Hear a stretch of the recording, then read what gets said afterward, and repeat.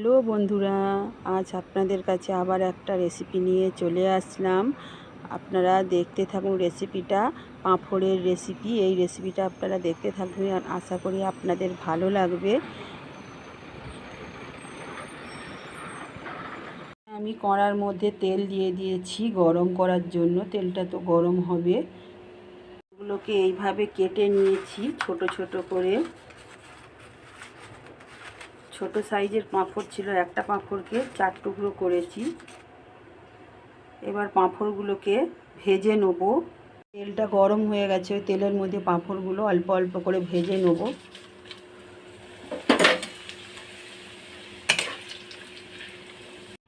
দেখুন পাঁপড়গুলোকে এইভাবে ভেজে নিয়েছি।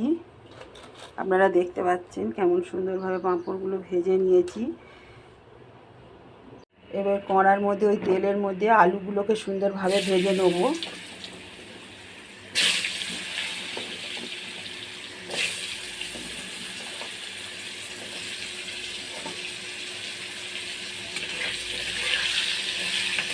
মধ্যে সামান্য পরিমাণে লবণ দিয়ে দিচ্ছি যাতে আলুটা সুন্দরভাবে সেদ্ধ হয়ে যায়।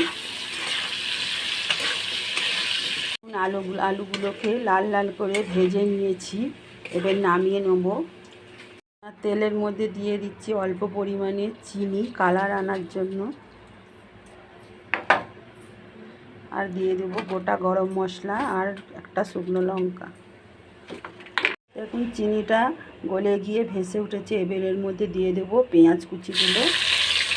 পেঁয়াজ কুচিগুলো সুন্দর করে ভেজে নেব লাল লাল করে। পেঁয়াজগুলোকে ভেজে নিয়েছি লাল লাল করে এইভাবে। এর মধ্যে দিয়ে দেবো টমেটো কুচি।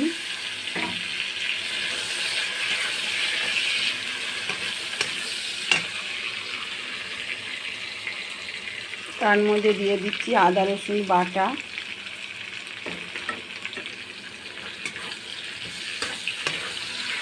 ভালো করে নাড়াচাড়া করে নেব।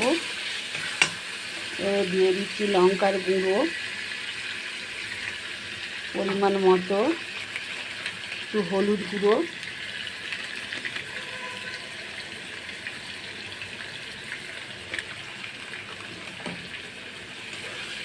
ভালো করে কষিয়ে নেব।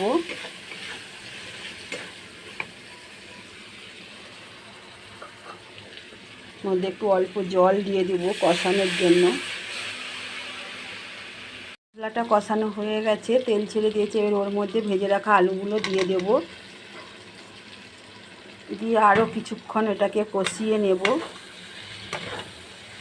আলুটা কষানো হয়ে গেছে। এর মধ্যে জল ঢেলে দিচ্ছি পরিমাণ মতো। জল ঢালার পরে একটু দিয়ে দিচ্ছি কিনা লবণ। অল্প পরিমাণে লবণ দিচ্ছি, কেননা আলুটা নাড়ার সময় অল্প একটু লবণ দিয়েছিলাম, তাই অল্প দিলাম। পাঁপড়ে তো নুন থাকে, তাই অল্প করে লবণ দিলাম। দিয়ে এবার একটা ঢাকনা দিয়ে কিছুক্ষণ ঢেকে দেবো। এবার ঢাকনাটা খুলে দেখব।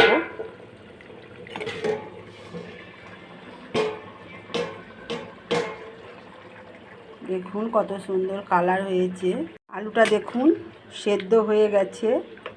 এবার আমি ভেজে রাখা পাঁপড়গুলো এর মধ্যে দিয়ে দেবো।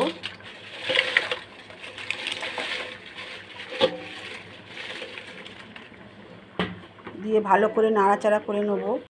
হয়ে গেছে, এবার নামিয়ে নেব। নিয়েছি, কত সুন্দর লাগছে। তো আপনারা এইভাবে বানিয়ে খাবেন, আশা করি আপনাদের ভালো লাগবে। তো ভিডিওটা যদি ভালো লাগে তো একটা কমেন্ট আর কিনা শেয়ার করে দেবেন। এখানে ভিডিওটা শেষ করলাম। নমস্কার।